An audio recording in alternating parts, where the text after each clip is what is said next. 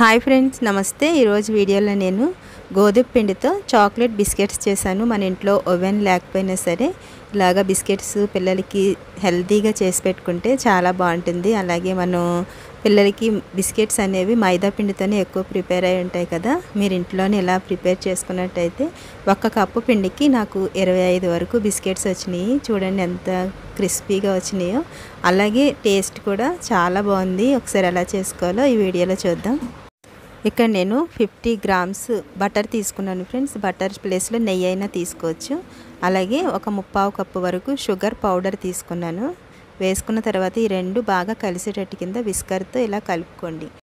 ఒకవేళ బ్లెండర్ ఉంటే దాంతో అయినా కానీ చేసుకోవచ్చు. చూడండి ఇదంతా మెల్ట్ అయిపోతుంది. షుగర్ అలాగే బటర్ కూడా చక్కగా ఇది మంచిగా ఇలాగా ఒక 2 నుంచి 3 నిమిషాల వరకు ఇలా కలుపుకుంటూ ఉంటే ఇలాగ ఫ్లఫీగా చక్కగా వస్తుంది. ఇలా చేసుకున్న తర్వాత ఇప్పుడు దీంట్లో నేను చాక్లెట్ వెనిల్లా ఎసెన్స్ వేసుకుంటున్నాను. ఒక 1/2 టీ స్పూన్ వేసుకోండి.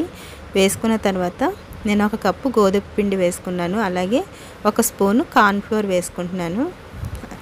అలాగే ఒక 1/2 టీ స్పూన్ బేకింగ్ సోడా వేసుకోండి. వేసుకున్న తర్వాత ఒకసారి దీన్ని మంచిగా మొత్తం అంతా కలిసేటట్టు కింద కలుపుకోండి. ఇలా కలిసిన తర్వాత ఇది మనకి ఒకవేళ ఈ కన్సిస్టెన్సీకి ముద్ద కింద అవ్వలేదు అనుకుంటే కనుక మనం పాలు కూడా యాడ్ చేసుకోవచ్చు. అలాగే దీంట్లో నేను ఇక్కడ ఒక 2 స్పూన్ల వరకు కోకో పౌడర్, చాక్లెట్ పౌడర్ ఉంటుంది కదా, అది వేసుకున్నాను. వేసుకుని ఒకసారి చేత్తో ఇదంతా మంచిగా కలుపుకోండి. ఇదంతా కలిసేటట్టు కింద ఇలాగ కలుపుకోవాలి. ఇలాగ పిండిని బాగా ఇలా మసాజ్ చేస్తూ ఎంత మంచిగా కలుపుకుంటామో బిస్కెట్స్ కూడా చక్కగా వస్తాయి. ఇలా కలిపిన తర్వాత చూడండి దీంట్లో కొంచెం మనం కాచి చల్లార్చిన పాలు వేసుకోండి. నేను ఇక్కడ 2 స్పూన్లు పట్టినాయి నాకు.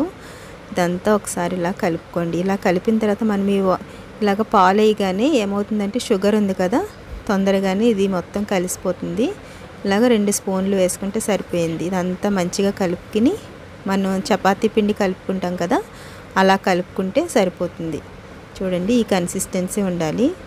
ఇలా కలిపిన తర్వాత దీన్ని మనం పక్కన పెట్టుకొని అవసరం లేదు, వెంటనే బిస్కెట్స్ చేసేసుకోవచ్చు. ఇలా కలుపుకున్న తర్వాత మనం బిస్కెట్స్ మీకు ఏ సైజులో అయితే కావాలో అలాగా తీసుకోండి. నేను ఇక్కడ చిన్నగానే చేస్తున్నాను. మన దగ్గర కేక్ టిన్ ఉంటుంది కదా, అందులో అయినా చేసుకోవచ్చు. మామూలుగా ప్లేట్ ఉంటుంది కదా, అటువంటి ప్లేట్లో కూడా పెట్టుకోవచ్చు. నేను ఇలాగ బాదమును పెట్టుకుని కొంచెం నువ్వుల్ని ఇలాగా ప్రెస్ చేసుకుంటున్నాను. పిల్లలు కొంచెం అట్రాక్షన్గా ఉంటేనే తింటారు కదా. ఇలాగా నేను కేక్ టిన్కి కొంచెం నెయ్యి అప్లై చేసుకున్నాను ఫ్రెండ్స్. అలా నెయ్యి అప్లై చేసుకుంటే కింద మాడదు. ఇలా చేసుకున్న తర్వాత మనకున్న ఈ పిండి అంతటిని కూడా అలాగే చేసుకోండి.